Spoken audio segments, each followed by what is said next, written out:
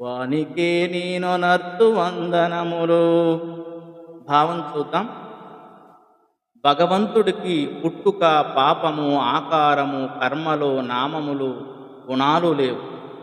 అతడు లోకాలను పుట్టించడానికి, నశింపచేయడానికి తన మాయా ప్రభావంతో ఇవన్నీ ధరిస్తాడు.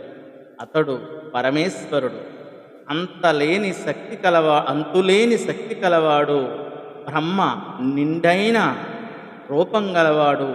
ఏ రూపం లేనివాడు. చిత్రమైన ప్రవర్తన కలవాడు. సర్వసాక్షిభూతుడు.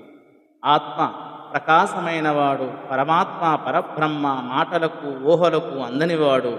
పరిశుద్ధుడు. సత్వగుణంతో దరిజేరదగినవాడు. మరియు నేర్పరులు చేసే పరాపేక్ష లేని కర్మలను మెచ్చువాడు అయినట్టి ఆ దేవదేవునికి నేను నమస్కారాలు చేస్తాను అని గజేంద్రుడు తన లీలాలాపాలను